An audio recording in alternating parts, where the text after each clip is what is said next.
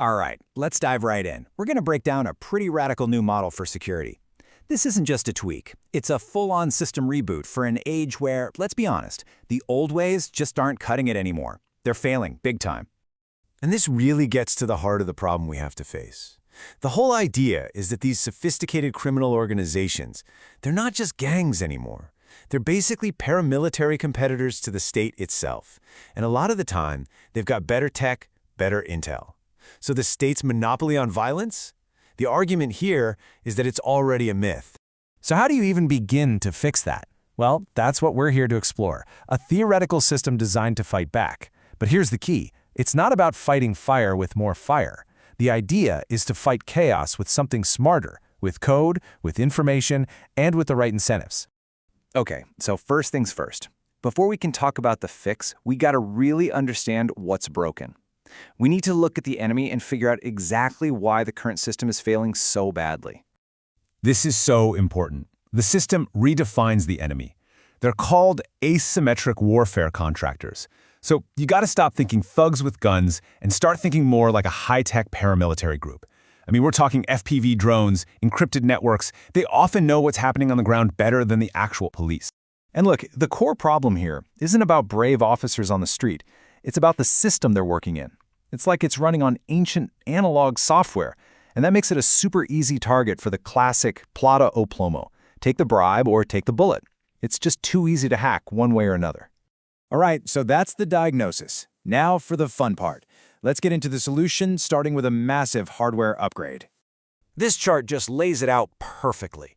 The old way of thinking, the Cold War model, was all about big, expensive, flashy hardware, like buying a super expensive fighter jet that looks great in a parade. The new model? It says, forget all that. For the cost of that one jet, you could buy thousands of cheap, smart drones that are out there 24/7. It's all about what gets the job done, not what looks good. And with that new hardware, you get a whole new way of operating. It's called the FPV doctrine.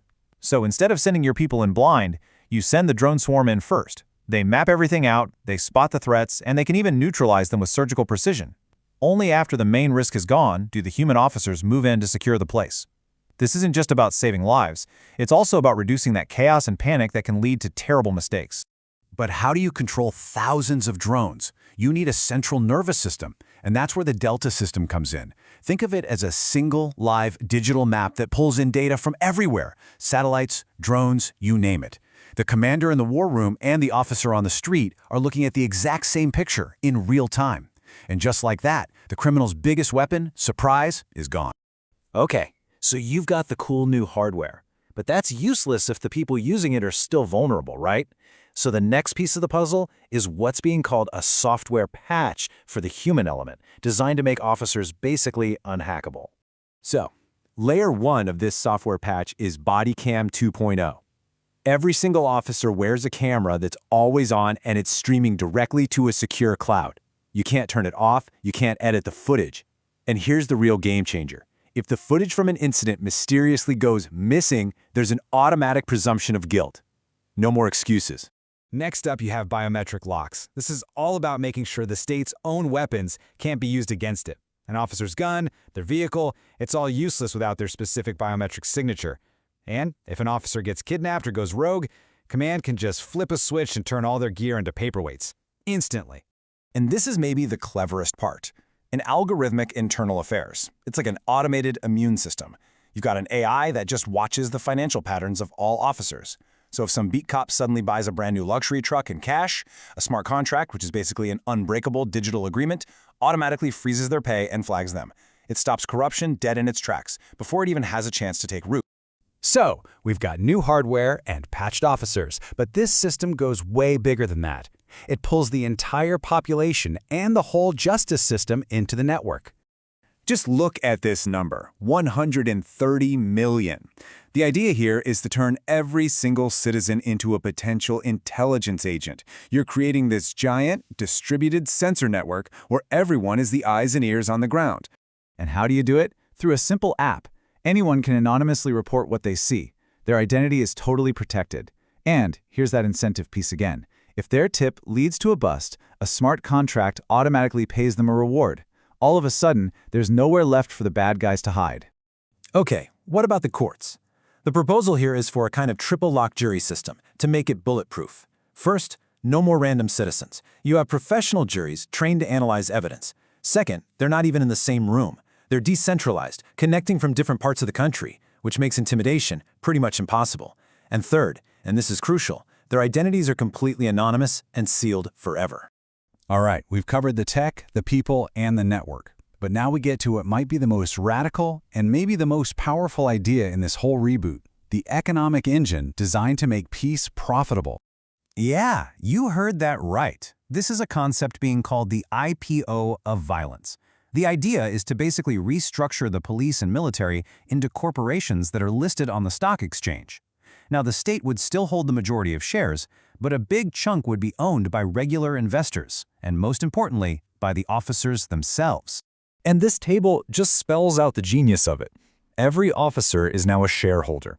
So if they do a great job and crime rates fall, the country looks more stable, investment flows in, and the stock price of their corporation goes through the roof. An honest, effective cop could literally retire a millionaire. But if they fail, if corruption takes over, that stock price plummets and the retirement fund is toast. Suddenly, you've got the most powerful form of peer pressure imaginable. But what's the check and balance? What stops them from becoming too powerful? Well, if a court finds evidence of systemic human rights abuses, it can trigger something called a punitive short sell. Basically, the state itself bets big that the security forces stock will fail. The value would absolutely crater. And what do you think the officer shareholders would do? They'd turn in the bad apples themselves to stop the bleeding and save their own life savings. And that's the whole philosophy in a nutshell. You're not relying on slogans or wishing for heroes. You're aligning the cold, hard logic of financial incentives with the public good. Keeping the peace is no longer just a job, it's a fiduciary duty.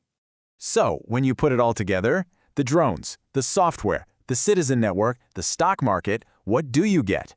The goal is a system of justice that's immutable, one that can't be easily corrupted, intimidated, or hacked. And it all comes down to this final thought, which is pretty powerful. It's a complete shift in thinking, away from relying on hope or belief, and toward relying on cold, hard calculation. The argument is simple. If you really want peace, you have to engineer the system so that peace is the most profitable thing you can possibly invest in.